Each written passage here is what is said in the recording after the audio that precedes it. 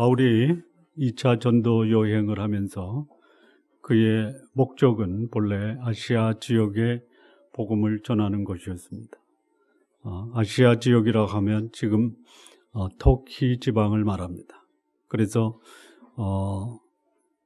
육로로 가서 갈라디아 지역을 다니고, 이 갈라디아는 터키 중부의 북쪽에서 남쪽에 걸쳐 있는 지역입니다. 그리고 거기서 바울이 비두니아라고 하는 지역으로 전도 여행을 가려고 할 때 주의 성령이 그쪽에 가지 말고 마게도냐로 가라, 유럽으로 가라, 이런 분부를 받습니다. 사람이 계획을 해도 그 길을 인도하시는 분은 하나님인데, 왜 비두니아로 복음을 전하러 가는 이 바울의 일정을 하나님이 막으시고 유럽, 소위 마게도냐 지역으로 바울의 전도 여행의 방향을 바꿨을까? 비두니아라고 하는 그 지역, 흑해 연안에 있는 터키 북부 지역입니다. 왜 막으셨을까? 그리고 왜 성령은 바울의 일행을 유럽으로 건너가게 하셨을까? 지난주에 말씀드렸는데 기억이 나십니까? 나죠? 비두니아라는 지역은 유럽의 야만족들이 점령한 지역으로, 비두니아라는 이름 자체가 격렬한 폭주라는 뜻입니다. 어쩌면 하나님이 바울의 일행이 그쪽으로 전도를 갔을 때 그쪽 지역의 사람들로부터 불의의 공격을 받을 수도 있겠다. 제 추정입니다. 가지 않았기 때문에 그런 일이 벌어질 것이다라는 것은 가늠할 수가 없습니다. 그런데 하나님이 막으셨을 때는 막으실 만한 이유가 있기 때문에 막으셨다. 그래서 방향을 바꿉니다. 유럽으로 복음 증거의 방향을 바꾸셨습니다. 그 말씀이 우리가 읽었던 말씀 그 이전에 사도행전 16장 6절에 성령이 아시아에서 말씀 전하지 못하게 하시거늘, 복음 증거의 사역은 성령이 나를 통해서 하는 사역입니다. 하나님의 역사로 나는 하나님의 도구가 돼서 하나님의 복음을 전하는 사역이 복음 증거의 사역입니다. 그래서 복음을 전할 때 복음을 전한다라는 이유 하나로 성령이 말씀하시는 음성에 민감하지 못한 것은 바람직하지가 않다. 늘 깨어서 하나님의 음성에 귀를 기울일 수 있는 그런 삶으로 복음을 전해야 됩니다. 그래서 비두니아로 가고자 했었지만 예수의 영이 허락하지 않았습니다. 그래서 오늘 본문은 바울이 드로아에서, 이 드로아는 터키 서부의 항구 도시입니다. 그래서 거기서 배를 타고 사모드라게라고 하는 섬을 거칩니다. 거기를 직행합니다. 통과합니다. 그리고 어디로 들어가냐면 마게도냐, 지금 그리스의 동쪽 항구인 네아폴리라고 하는 지역으로 바울이 드디어 마게도냐 그 지역에 발을 내딛게 됩니다. 11절 말씀입니다. 우리가 드로아에서 배로 떠나 사모드라게로 직행하여 이튿날 네아폴리에 가고, 그리고 네아폴리에서 바울이 그 마게도냐 지역의 첫 성이라고 하는데, 첫 성은 첫 번째 만나는 성이 아니라 가장 중요한 도시, 첫 번째 가는 도시인 빌립보에 이릅니다. 12절 말씀입니다. 거기서 빌립보에 이르니 이는 마게도냐 지방의 첫 성이요 또 로마의 식민지라. 이 성에서 수위를 요합니다. 일단 빌립보 성을 관망하는 그 기간으로 며칠을 지납니다. 성령이 인도하셔서 아시아에서 전도의 대상, 전도의 지역, 전도의 방향을 바꾸십니다. 그리고 그 과정에서 성령이 동행을 하십니다. 왜 바꿨을까? 이 빌립보 지역에서 바울이 전도한 사람을 보면 첫 번째, 여성입니다. 여성. 그리고 두 번째 만난 사람이 누구냐면 그 성에 용한 점쟁이 여자를 만납니다. 그런데 이 용한 점쟁이의 주인은 복수로 되어 있습니다. 그러니까 한 점쟁이를 여러 사람이 소유해서 그들의 좋은 수입을 보장해 줬다 이겁니다. 근데 바울이 그 점쟁이 여자가 매일 이 바울을 따라다니면서 당신은 살아계신 하나님의 종이다라고 괴롭혔습니다. 자, 우리 성도 여러분, 누군가가 여러분을 매일 따라다니면서 너 예수쟁이야 그러면 즐겁습니까? 괴롭습니까? 괴롭습니까? 그럼 뭐라고 불러주면 즐겁겠습니까? 나에 대해서 아무 소리 안 하고 침묵해주면 괜찮겠습니까? 그렇습니까? 그래서 지금 즐겁게 다른 사람이 나에 대해서 아무 소리 안 하는 것이 여러분을 편하게 해주고 계십니까? 저는 이걸 좀 다른 각도에서 봤는데요.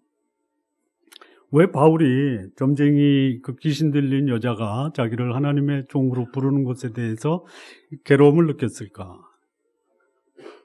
내가 괴로운 거야? 아니면 저 여인에게서 귀신을 쫓아냈을 때 그 여인과 그 주인들이 당할 것이 힘들어서 그것을 바울이 괴로워했다라고 했을까? 바울이 괴로웠을까요? 자기는 그 지역에 아무 소리도 안 했는데 귀신이 나서서 여기 하나님 믿는 사람이 왔다 광고해 주잖아요. 그 지역 사람들이 이 귀신 들린 여자가 용하게 자기들의 문제를 해결하고 귀신의 능력으로 사람들에게 영향을 주는데 영향력 있는 귀신 들린 여자가 바울을 가리켜 여기 살아계신 하나님의 종이다라고 하면 바울이 그걸 괴로워요? 괴로운 게 아니죠. 근데 왜 괴로워했다고 그랬어요? 괴롭혔다라고 그랬어요?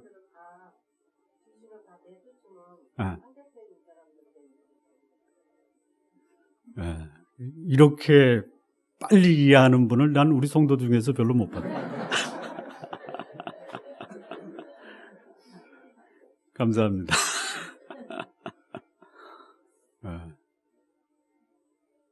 저도 그런 생각이 들어요. 귀신을 내쫓으면 누가 괴로울까? 그 귀신 들린 여종을 통해서 짭짤한 수입을 얻었던 주인들이 괴로울 것이다. 그래서 고발합니다. 고발을 해요. 시장터에서 그 관원들에게 고발하고 바울은 그 귀신 들린 여인이 온전하게 됨으로 인해서 손해본 그 사람들로 인한 고발로 인해서 옷을 벗기고 매를 치고 감옥에 갇힙니다. 자, 빌립보에서 당한 두 번째 일이에요.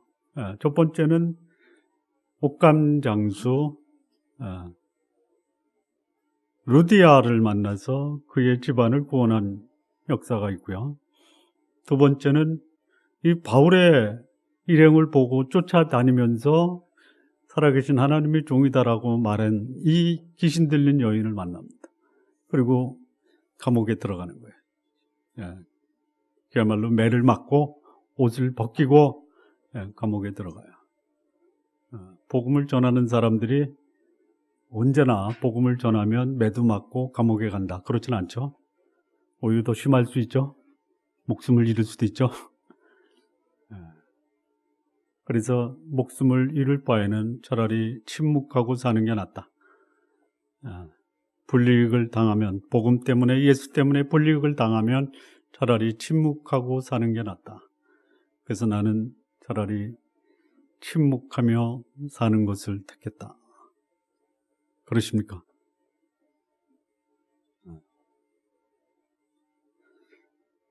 들으시면서 아무 말씀 안 하시는 분은 그런 말을 해서 나로 하여금 무안케 하지 말아라. 이런. 자, 그런데요. 그렇게 귀신 들린 여인에게서 귀신을 내쫓고 감옥에 갔는데요. 거기에 전혀 예상치 못한 하나님의 섭리가 있었다. 무슨 일이냐? 자기를 때리고 감옥에 가둔 이 간수를 하나님이 구원하시고자 하는 계획이 있으셨다. 저는 이 말씀을 묵상하면서 교회는요, 장사 잘하는 사업가들이 없어도 되죠. 영향력 있는 공무원이 없어도 되죠. 전혀 반응이 없으십니다. 자, 그런데 교회에 사업 잘하는 사업가가 들어오면 안 됩니까? 되죠? 들어와서 복음으로 그의 삶이 변화될 수 있다면 이거는 교회의 복이 됩니다. 또 영향력 있는 국가 공무원이 예수 믿고 구원받아 교회의 구성원이 돼도 괜찮죠. 저도 이 말씀 보면서 우리 교회도 사업 잘하는 사업가도 좀 오시고 또 영향력 있는 공무원도 좀 오셔서 그 공무원 때문에 자원하는 마음으로 교회 오는 분도 좀 많았으면 좋겠다 라는 생각을 하는데 여러분들도 동의하십니까? 안 된다. 우리 교회는 돈 잘 버는 사업가나 힘 있는 공무원이 오면 안 된다. 물든다. 안 된다. 상관없습니다. 어쨌든 바울이 빌립보 가서 전도할 때 영향력 있는 여인과 영향력 있는 남자가 그 교회의 주축 인물이 됩니다. 그래서 빌립보 교회가 세워진 겁니다. 자, 성령이 인도하셔서 전도 지역과 대상을 바꾸면 거기에 하나님이 예비하신 영혼을 만나게 하십니다. 하지만 새로운 곳에서 복음으로 인해서 변화와 바람이 불어도 복음으로 인해서 불이익을 받은 자로부터 전도자는 핍박과 박해를 받을 수 있습니다. 받을 수 있어요. 받을 수 있습니다. 자, 유럽의 첫 번째 복음 증거의 지역 빌립보에서 바울이 경험한 것이 무엇이고 하나님은 이 바울의 일행을 어떻게 인도하셨는가? 몇 가지 본문이 우리에게 주는 교훈을 함께 나누도록 하겠습니다. 첫 번째입니다. 12절에서 15절입니다. 자, 거기서 빌립보에 이르니 이는 마게도냐 지방의 첫 성이요 또 로마의 식민지라 이 성에서 수일을 유하다가 안식일에 우리가 기도할 곳이 있을까 하여 문밖 강가에 나가 거기에 앉아서 모인 여자들에게 말하는데 도아디라시에 있는 자색 옷감 장사로서 하나님을 섬기는 루디아다 하는 여자가 말을 듣고 있을 때 주께서 그 마음을 열어 바울의 말을 따르게 하신지라. 그와 그 집이 다 세례를 받고 우리에게 청하여 이르되 만일 나를 주 믿는 자로 알거든 내 집에 들어와 유하라 하고 강건하여 머물게 하니라. 왜 하나님이 바울을 아시아에서 복음 전하는 것을 막으시고 새로운 지역, 전혀 복음이 들어가지 않았던 유럽, 마게도냐 지방으로 부르셨을까? 거기에 하나님이 예비하신 한 여성이 있었다라는 것이에요. 하나님이 사람의 사역, 이 복음 전하는 자의 사역을 바꿀 때는 그럴 만한 이유가 있습니다. 가고자 하는 것을 막은 그 지역이 복음 증거의 대상은 아니다라는 것이 아닙니다. 거기도 복음을 증거해야 될 곳이에요. 그런데 하나님은 때로는 사람이 계획한 그곳을 막으시고 새로운 곳으로 하나님이 이 사역의 방향과 지역을 바꾸실 수 있습니다. 거기에 한 여성이 있었다라는 것이. 자, 이 빌보에 이르러서 며칠간을 관망하다가 기도할 곳을 찾습니다. 어디였을까요? 기도할 곳이. 대충 바울이 복음을 전하면서 이방 지역에 갔을 때 아시아에서도 그가 방문한 곳은 유대인들이 거하고 있는 회당입니다. 회당.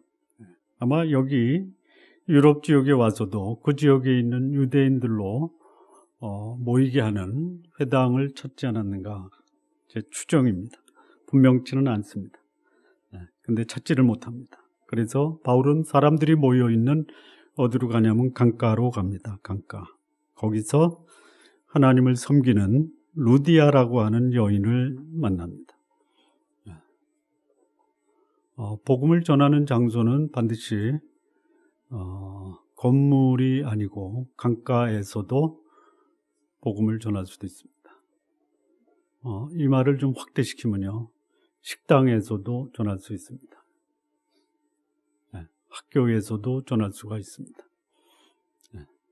어제 저는 식당에서 한 분을 만나서 아주 조심스럽게 복음의 핵심은 전하지 않았지만 언저리에 대해서 말씀을 나눴습니다. 그분이 오늘 우리 교회에 오셨습니다.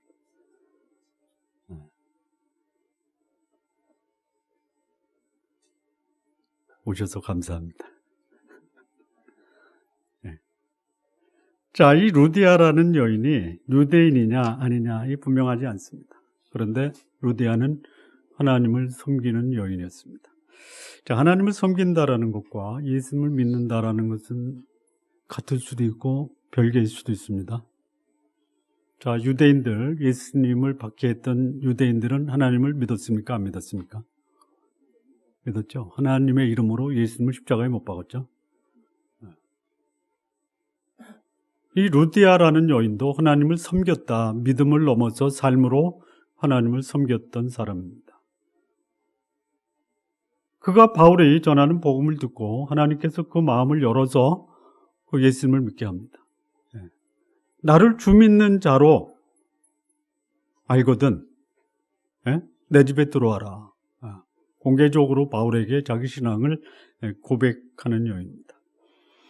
자, 이 루디아라는 이 이름이 그 루디아라고 불리우는 여인의 본명일까요? 아니면 흔히 부르는 그냥 호칭일까요? 지금까지 루디아라는 말은 들었지만 그게 본명인지 호칭인지 한 번도 그것에 대해서 나한테 질문하거나 그것에 대해서 관심을 가진 적이 없다. 그렇죠? 루디아라는 이름은 본명이 아니라 호칭입니다. 호칭.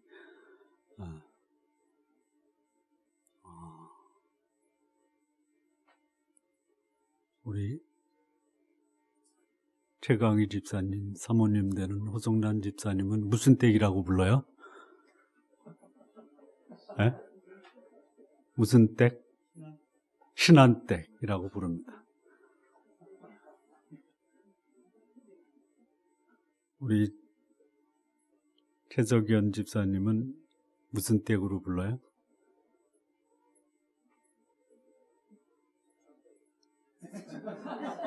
무슨 댁? 예. 그게 편하면 그렇게 부르는 거예요. 뭐 안성댁. 예? 예.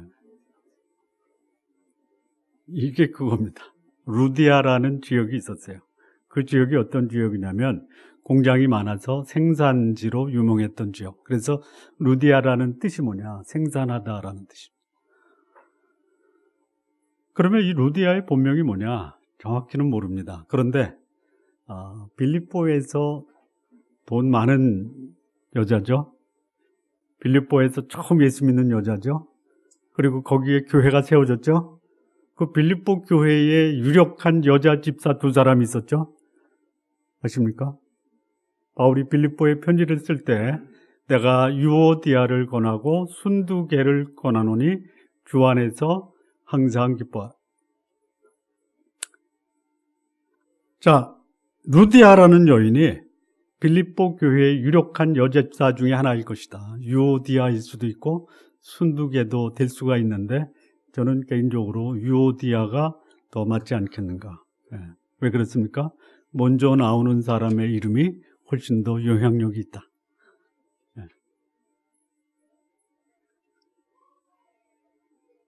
자, 빌립보에서 만난 이 루디아에게 복음을 전하고 그 집안 전체가 다 예수님을 믿는 역사가 일어납니다. 그리고 이 루디아, 이 가정이 소위 유럽 최초의 그리스도인 가정이 됩니다. 그리고 이 루디아는 바울을 초청해서 그 집에 거하게 하고 교제하고 대접을 합니다. 바울이 감옥에 갇힙니다. 이 빌립보에서 죽도록 매맞고 감옥에 갇혀서 그 감옥의 간수를 하나님이 구원하시기 위해서 바울을 감옥에 갇히게 하고 그 간수의 가정이 예수 그리스도를 믿음으로 구원을 받습니다. 감옥에서 나옵니다. 바울이 갈 곳이 없죠? 갈 곳이 없습니다. 근데 갈 곳이 생겼습니다. 어디로 갑니까? 바로 이 루디아라는 여인의 집에 갑니다. 거기서 서로를 위로합니다. 위로합니다. 이 16장 40절에 두 사람이 바울과 실라가 옥에서 나와 루디아의 집에 들어가서 형제들을 만나보고 위로하고 가니라. 자, 이 복음을 증거하고자 하면 전도자들에게는 하나님이 예비하신 영혼을 만나게 하십니다. 루디아라는 한 여인만 있어도 하나님은 바울을 전도의 방향을 바꿔서 그 한 여인을 위한 곳으로 가게 하실 수도 있어요. 할 수도 있으십니다. 한 사람을 위해서 하나님이 전도자의 계획을 바꿀 수 있겠냐. 적어도 100사람은 모여야지. 아닐 수도 있습니다. 한 사람을 위해서도 하나님은 전도자의 그 계획과 그 전도 일정을 바꿀 수 있어요. 자, 여러분에게 한 사람이 나에게 와서 복음을 전하십시오. 가시겠습니까? 안 가시겠습니까? 가시죠. 가시죠.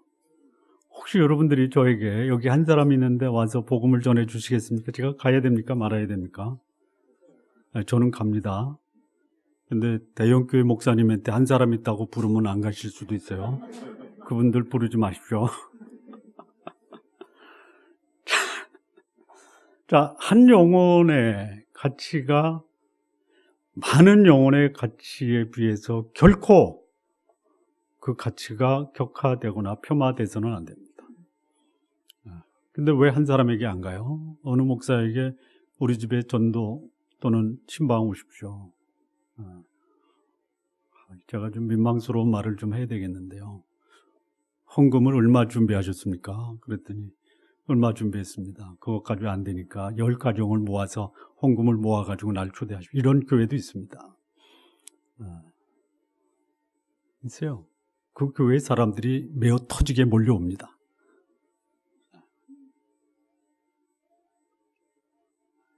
자, 복음을 전하는데 숫자가 한 사람이냐 100사람 이게 중요한 게 아니에요. 그런데 한 사람인데 안 간다라는 것이 복음을 전하지 않아야 될 이유가 될 수가 없다라는 거예요. 그러니까 복음 증거하는데 방해가 되는 것은 여기 핍박, 박해, 사람의 숫자, 지역 이게 아닙니다. 누구예요? 나 자신이에요. 복음을 전하는 그 사람이 복음 전하는데 가장 장애물이 될 수도 있다라는 것이. 여러분, 복음을 전할 준비가 돼 있으면요, 하나님은 준비된 사람을 만나게 하십니다. 그리고 만나는 사람이 한 사람이든 나이가 많든 적든 남성이든 여성이든 사회적인 지위가 높든 낮든 상관없어요. 복음을 전해야 된다라는 것, 어느 곳이든 어느 때든지 그가 누구이든지 간에 복음을 필요로 하는 사람이 있으면 그에게 복음을 전하는 것, 바울이 우리에게 가르쳐주는 교훈입니다. 나에게 복음이 필요하다라고 나를 찾아오는 사람, 그 사람에게도 복음을 전하십시오. 그러나 복음을 기다리고 있는 사람이 있다면 성령의 음성 앞에 민감하게 성령의 인도함을 받아 한 사람이 있던 그곳에 가서 복음을 전하는 것, 이것이 빌립보에서 사도 바울이 우리에게 가르쳐주는 교훈 첫 번째입니다. 자, 두 번째입니다. 두 번째. 16절에서 24절까지 말씀인데요. 기도하는 곳에 가다가 점치는 귀신 들린 여종 하나를 만나니 점으로 그 주인들에게 큰 이익을 주는 자라. 그가 바울과 우리를 따라와 소리질러 이르되 이 사람들은 지극히 높은 하나님의 종으로서 구원의 길을 너희에게 전하는 자라 하며 이같이 여러 날 하는지라 바울이 심히 괴로워하여 돌이켜 그 귀신에게 이르되 예수 그리스도의 이름으로 내가 네게 명하노니 그에게서 나오라 하오니 귀신이 즉시 나오니라. 여종의 주인들은 자기의 수익의 소망이 끊어진 것을 보고 바울과 실라를 붙잡아 장터로 관리들에게 끌어갔다가 상관들 앞에 데리고 와서 말하되 이 사람들이 유대인인데 우리 성을 심히 요란케 하여 로마 사람인 우리가 받지 못하고 행하지도 못한 풍속을 전한다 하거늘 우리가 일제히 일어나 고발하니 상관들이 옷을 찢고 벗기고 매로 치라 하여 많이 친 후에 옥에 가두고 간수들에게 명하여 든든히 지키라 하니 그가 이러한 명령을 받아 그들을 깊은 옥에 가두고 그 발을 착고에 든든히 채웠다. 바울이 빌립보에서 당한 경험 두 번째는 뭐냐? 복음 때문에, 예수님 때문에 손해본 자들이 고발을 하고 그 고발로 인해서 매를 맞고 감옥에 갇히는 고통을 당합니다. 이게 바울이 빌립보에서 경험한 두 번째 경험입니다. 복음으로 인해서 손해본 자들 가만히 있지 않습니다. 고발합니다. 그리고 이 고발을 받은 빌립보의 간수들은 바울을 매로 치고 그리고 깊은 감옥에 가둡니다.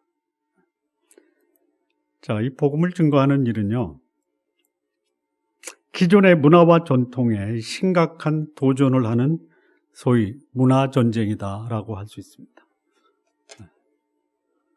자, 이 문화의 그 모습은요, 소위 우리가 문화 얘기하면 그 뒤에 뭐가 나오냐면 찬란한 문화의 못을 피웠다? 그러니까 문화는 보이는 겁니다.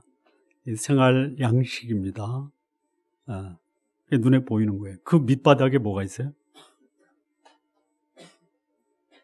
문화의 맨 그 동심원으로 몇 개 그리면 맨 그 표면에 나오는 동심원이 문화입니다. 문화, 생활 양식이에요. 삶의 스타일입니다. 그럼 그 밑바닥 가장 깊은 곳에 있는 게 뭐예요?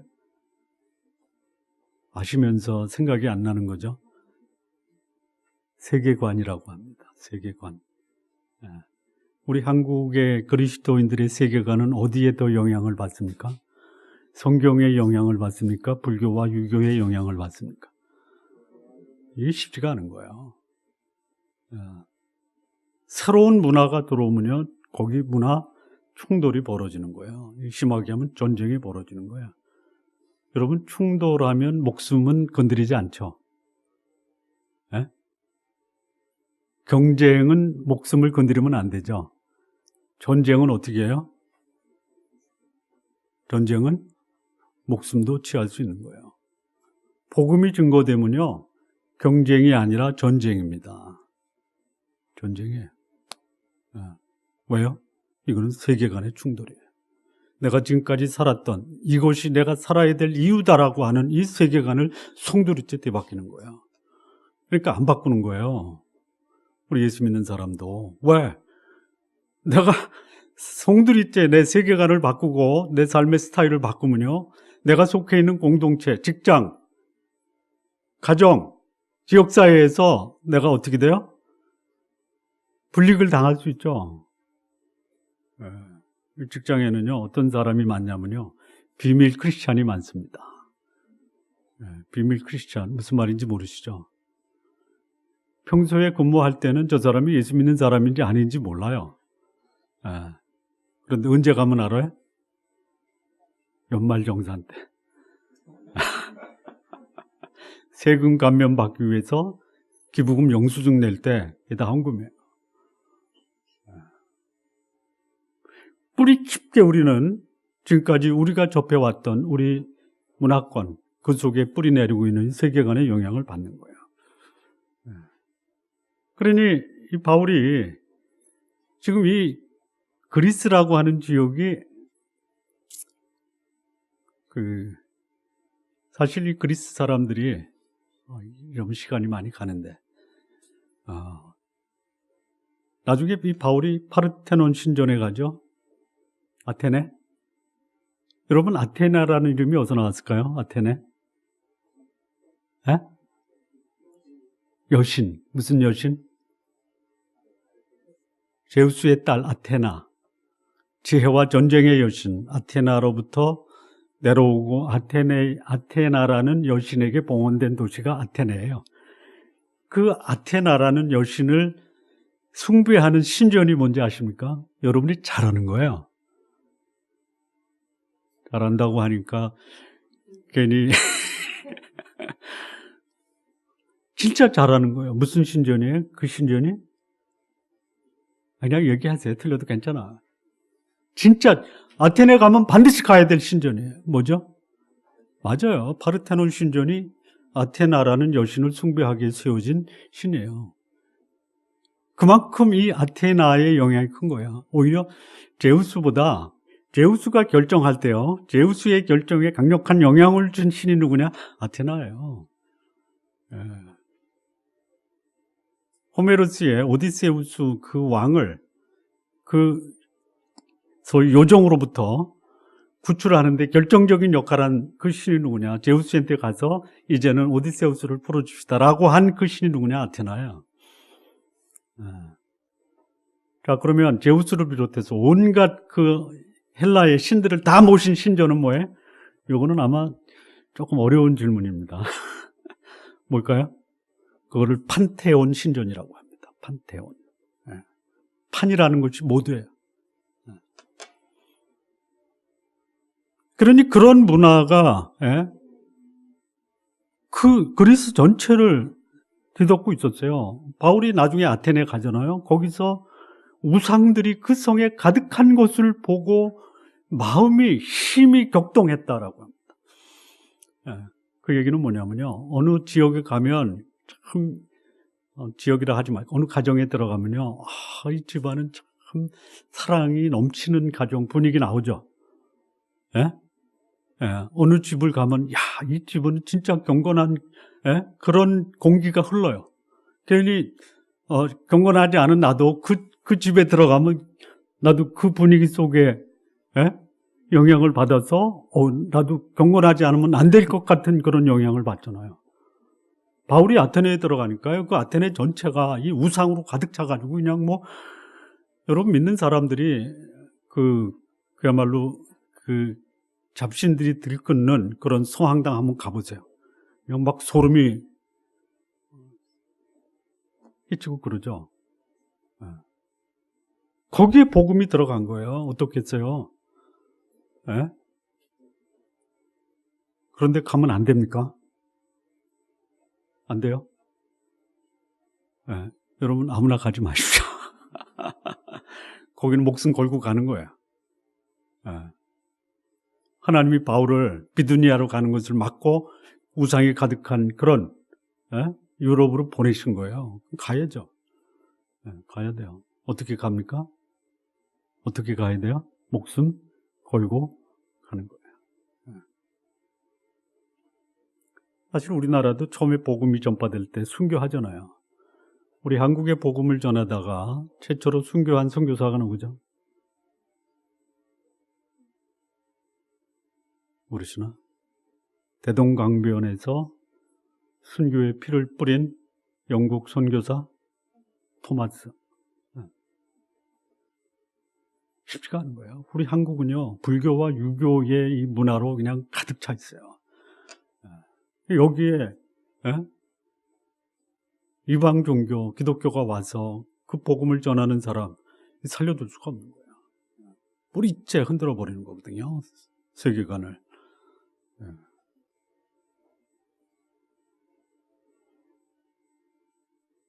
자, 우리 한국 기독교인의 문제가 뭐냐?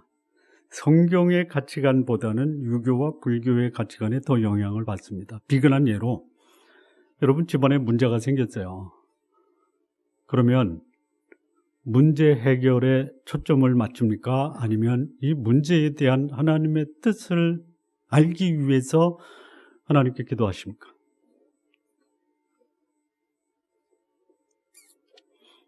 뭐 그런 일이 없어서 잘 모르겠다. 생겨보면 그때 가서 생각해 보겠다. 문제 해결에 초점을 맞추죠. 이거 어떻게 하지? 어떻게 하지? 이게 무슨 영향이냐? 성경의 영향이 아니다라는 것이. 문제가 생기면 하나님 이 문제의 뜻이 뭡니까? 이 문제를 통해서 나에게 무슨 교훈을 하려고 하십니까? 라고 물는 것이 뭐냐? 기독교 세계관이에요. 근데 우리는 하나님께 기도하면서도 문제 해결해 달라고 기도하지 문제에 대한 하나님의 뜻을 알려주십시오라고 기도하기는 왠지 어색하죠? 그만큼 이 문화의 장벽이라는 것이 극복되기 어려운 것이에요. 어려운 것이에요. 근데 이 빌립보에 어느 주인들이 한 귀신 들린 여종을 통해서 짭짤한 수입을 올리는데 이 여종에게서 신통력이 사라졌어요. 소위 돈벌이가 안 되는 거예요. 그러니 그 주인들이 가만히 있겠어요? 그래서 바울과 그 일행을 고발합니다. 자, 이 빌립보에 갔을 때요, 바울의 일행이 누굴까요? 누구죠? 바울은 분명히 알죠. 실라도 알죠. 두 사람이었을까요? 그런데 별로 관심이 없죠. 디모데가 같이 갑니다. 디모데는 빠진 것 같아요. 왜 빠졌을까? 뭐 기록이 안 돼 있으니까 몰라요. 근데 추정을 해봅니다. 디모데는 국적이 어디예요? 디모데는 국적이 어디예요? 헬라죠. 헬라. 그래서 그 국적에 도움을 좀 받은 게 아니냐라는 생각이 듭니다. 뭐 그냥 그렇게 추정하는 거지 그게 진실이다라고 성경에 나오지 않습니다. 혈통의 덕을 받다 이겁니다. 자, 이 복음이 증거되면요, 받아들이는 사람도 그렇고요, 전하는 사람도 그렇고요, 기존의 그들의 삶의 터전인 그 문화와 세계관의 정통으로 맞닥뜨리는 전쟁이 벌어지는 거예요. 그 복음을 받아들이는 것은요, 마치 지금까지 목숨처럼 붙들고 있는 것을 내려놓아야 하는 소위 몸부림의 경험을 해야 한다라는 거예요. 그거 싫은 거예요. 그거 싫은 거예요. 때로는 이 복음 때문에 내 목숨까지도 내려놓아야 된다 이거예요. 그러니까 목숨을 노리는 사람들의 만만치 않은 대응도 만날 수 있다라는 거예요. 자, 바울과 실라가 빌립보에서 복음을 증거하다가 귀신을 내쫓다가 극렬한 반대에 부닥쳐 매를 맞고 감옥에 가잖아요. 소위 자신의 전통과 문화를 파괴한 죄인이다, 이 모함을 받는 거예요. 한국에도 그런 일이 있었잖아요. 예수 귀신 믿는 놈 때문에 집안 망하게 됐다고요? 혹시 그런 경험을 하신 분은 안 계십니까? 예수 귀신 모신다고 집안 망하게 된, 집안 파괴자라고 있으면 참 우리가 그분을 더 존경하고 싶은데 안 계셔서. 자, 복음을 전한다라는 것은 생명을 전하는 거죠. 복음을 전하는 것은 평화를 전하는 것이죠. 그렇습니까? 그러면 생명과 평화를 전하는 복음이 그 복음을 받아들인 자의 생명을 지켜주고 그가 속한 공동체에서 평안을 유지시켜 줍니까? 아닐 수도 있다? 아니다. 그럼에도 불구하고 왜? 그 복음을 받아들여서 생명과 평화의 복음을 받아들인 그 사람이 있는 그곳에 그로 인해서 그의 목숨이 위협당하고 그로 인해서 그가 속한 곳에 평화가 깨지면 이거 어떻게 해야 돼요? 그래도 복음을 전해야 됩니까? 그래도 복음을 전해야 돼요? 지혜로우신 분은요, 조심하게, 조심스럽게 전하시기 바랍니다. 대놓고 전하지 마시고요. 이렇게 얘기하면 안 됩니다. 내가 출석하는 교회의 목사가 생명의 복음이고 평화의 복음인데 그것 때문에 목숨이 위험하고 평화가 깨지면 아주 조심하게 전하라고 합디다. 나는 담대하게 전하고 싶은데.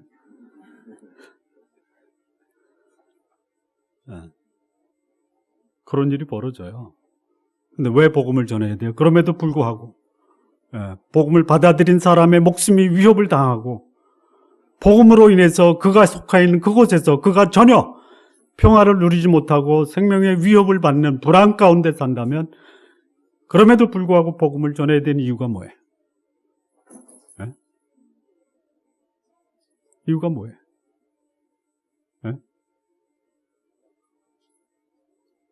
그래도 복음을 전해야죠. 이런 분들이 있어요. 지금 이슬람에서 복음을 전하는 선교사들. 여러분, 이 예수 그리스도는 여러분에게 생명을 줍니다. 이 예수 그리스도의 복음은 여러분들에게 진정한 마음의 평안을 줍니다. 이 복음을 듣는 사람들이 뭐라고 반응하냐면, 내가 만약에 당신이 전하는 그 예수 그리스도를 믿음으로 나이가 영생을 얻고 내 마음의 평화를 얻는데 내 실제 삶에서는 목숨이 위협을 당하고 나는 더 이상 내가 속한 공동체에서 생존이 불가능하다. 당신이 전하는 복음은 생명과 평화가 아니라 죽음과 불안이다. 나한테 복음 전하지 말라. 그러면 그 선교사들은 무거운 마음으로 거기서 철저해야 됩니까? 그럼에도 불구하고 거기 남아서 복음을 전해야 됩니까? 강정평 간사님 어떻게 해야 돼요? 그 형님한테 어떻게 말씀하실 거예요? 우리 강정평 간사님 형님은 어디죠? 키르기즈스탄? 거기서 저기 우리 신종건 선교사가 추방당했다 맞습니까? 키르기즈스탄? 예? 타직스탄이로구나. 키르기즈스탄에서 추방된 분이 있나요? 그렇단 말이에요. 근데 왜 거기서 복음을 전해야 돼요? 왜 전해야 돼요? 그들이 안전하다라고, 그들이 평안하다라고 하는, 그들이 붙들고 있는 그들의 문화, 그들의 종교가 궁극적으로 그들에게 생명 아닌 죽음을 주는 거예요. 평화가 아닌 불화를 그들에게 주는 것이 그들이 붙들고 있는 거예요. 내 목숨이 위협당하고 복음 전하는 자가 거기서 살해의 위협을 당해도 그들에게 전해야 될 이 복음의 가치는 표면적으로는 불이익을 당해도 실질적으로는 생명과 평화를 주는 이 복음의 위력이 있기 때문에 복음은 결코 중단될 수 없다 이거예요.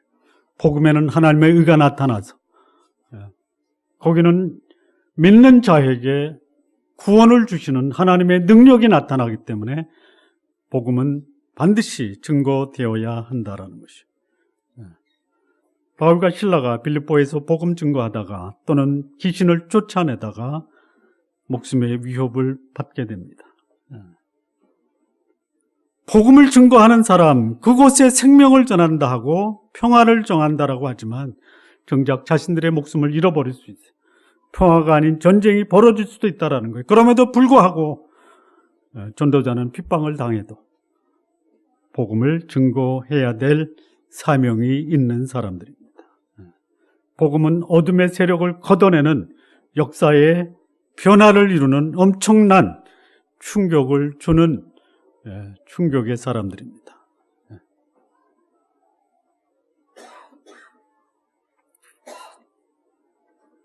자, 복음을 전하다가 핍박을 당한다. 복음을 전하는 사람이 당하는 환경을 보면요, 어떤 환경이냐면 그야말로 넘치는 물 속에도 들어가야 되고 또는 불타오르는 불 속에도 들어가야 된다라는 거죠. 여러분 굳이 물속이나 불속에 자원하는 마음으로 들어가지는 마십시오. 가다 보면 그게 물속일 수도 있고 가다 보면 그게 불속이도 있는데요. 그 길을 하나님이 가게 하셨다면 물속에도 하나님이 동행하시고 불속에도 하나님이 동행하신다라고 약속하십니다. 역사에서 그렇게 실제적으로 불속에서도 하나님이 지키신 다니엘의 친구들이 있습니다.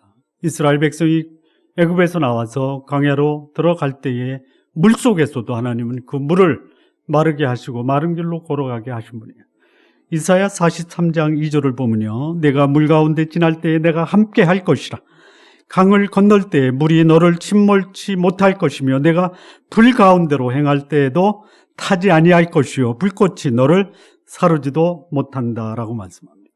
우리 좋은나무 교회 성도 여러분, 복음으로 사는 삶, 꽃길이나 비단길이 아닐 수 있습니다. 그러나 그 길이 생명의 길이고 그 길이 평화의 길이라면 그것이 내 삶의 가장 가치와 보람 있는 그 길이라는 거 우리 성도님들 기억하시기 바랍니다. 마지막인데요, 시간이 많이 가서 짧게 하겠습니다. 25절에서 32절인데요. 이 말씀은 뭐냐, 감옥에서 바울과 실라가 기도하고 찬송합니다. 옥문이 열립니다. 네. 유독 바울과 실라의 이 착고가 풀어진 게 아닙니다.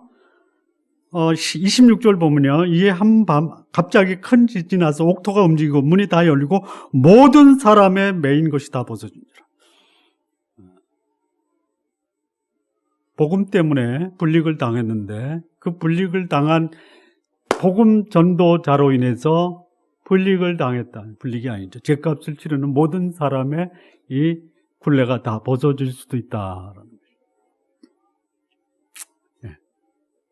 자, 그런데 거기서 바울을 가두고 매를 쳤던 이 간수를 하나님이 구원하시기 위해서 바울에게 그런 핍박과 고난을 당하게 하셨다라는 것이, 감옥에서 역사하신 하나님의 능력으로 복음 증거의 기회를 갖게 되었다라는 것이. 우리 주일학교가 끝나서 우리 아이들이 자연스럽게 막 예배실로 들어오는데 이해해 주시기 바랍니다. 자, 이 하나님이 복음 증거하는 이 계획에는요, 오류나 실수가 없습니다.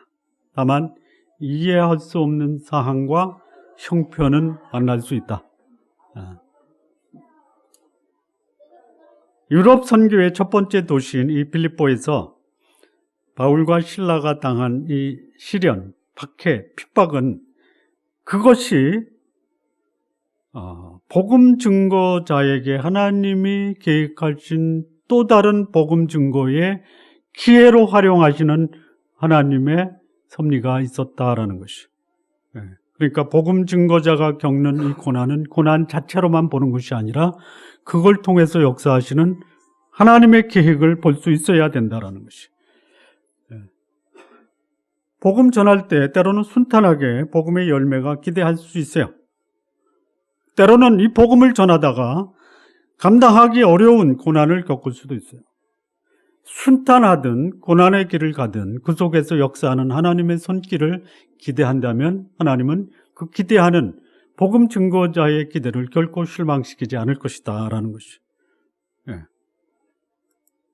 복음을 전하다 보면 어둠의 세력이 강하고 하나님이 무기력하다라고 느껴질 때가 있습니다.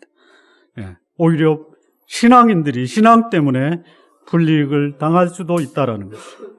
더 나아가서 신상에 심각한 위협을 느낄 때도 있습니다.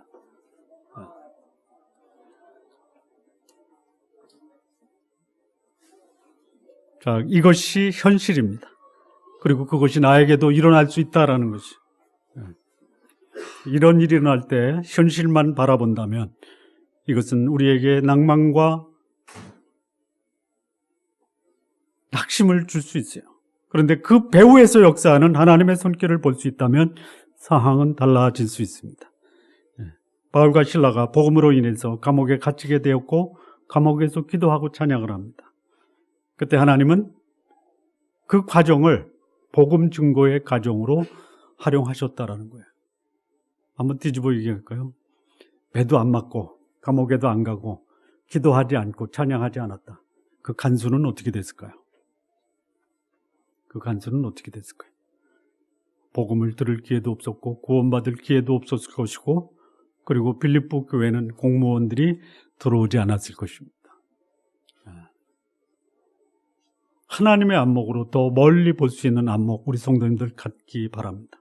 지금의 불이익, 지금의 핍박이 내 인생 전체를 망가뜨린다, 그렇지 않다라는 것이죠. 그리고 이 감옥을 통해서 그야말로 기독교 복음의 가장 위대한 진리가 이 빌립보 감옥에서 나왔습니다. 뭐죠?